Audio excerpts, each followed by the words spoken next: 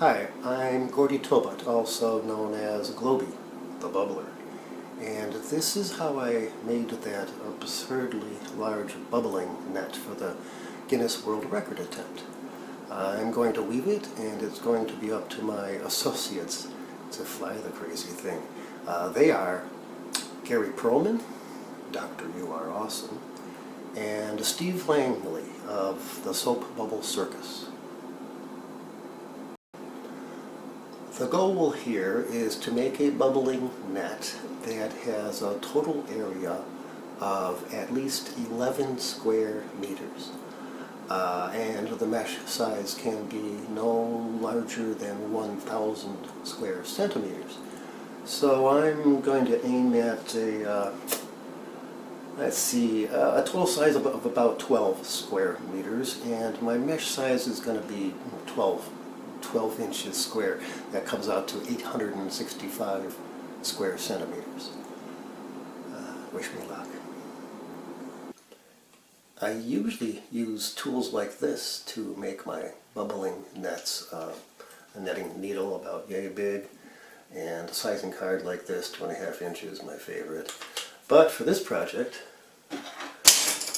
here's my netting needle. I have to buy these anyway. I buy these in sets, and just to get one particular size, and I always get these huge ones anyway. I finally get to make some use of it. And for my sizing card, courtesy Evie Findley, thanks Evie, it's just a couple of vinyl floor tiles stuck together, cut to a convenient width, and with tape on the top and the bottom to help the yarn slide across more easily. This is the material I'm going to use for the net. It's a corn fiber tape yarn. It's a very nice material for certain bubbling applications, and absurdly huge nets is one of them. I was lucky to find one more skein on eBay, because they're getting very scarce. Hasn't been manufactured in years, but I believe I have enough for the whole project in stock now. The body of the net is going to be corn, but I'm going to use this cotton crochet yarn for the top string and bottom string. That corn is not really very strong for the top string. I need something a little stronger. And for the bottom string, I especially want something heavier. I'm going to braid this for the bottom string. I want something heavier because it will help the whole net sail more nicely in the wind, kind of billow out a little bit, and that's always a nice effect.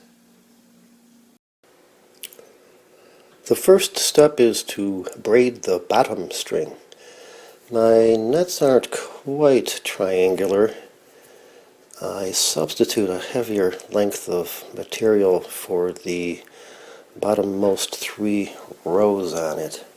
It makes the whole thing sail a little bit more nicely on the wind, and more of the cells will open up for a better effect. More bubbles, bigger bubbles. My mesh size is 12 inches, about 12 inches here, so I'm braiding this for a length of about 7 feet. The reason being, I'm going to lose some to the braiding process, and I never like to braid the last few inches. It's just a pain in the fingers. Next, I'm going to load my shuttle with the corn.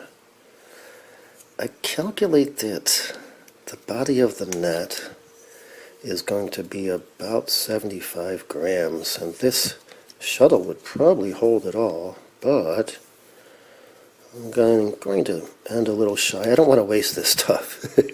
I don't want to have an odd kind of short length of it to deal with, so I'm going to put something like about 30 grams on at a time. And when I'm nearly done, I'll do some calculations and try to waste as little as possible. Okay, let's get started. Working with this corn tape yarn is kind of a pain. It's kind of stretchy, and it's tape shaped. So to weave a net and not have the lines look all twisty, it takes a lot of extra attention and hassle. Anyway, there's my master sizing card. Bring this to the top of it. All these instructions, by the way, you can find at a YouTube video called Glowby's Guide to Bubbling Nets, and I explain the whole procedure there in agonizing detail. This is the starting procedure where you attach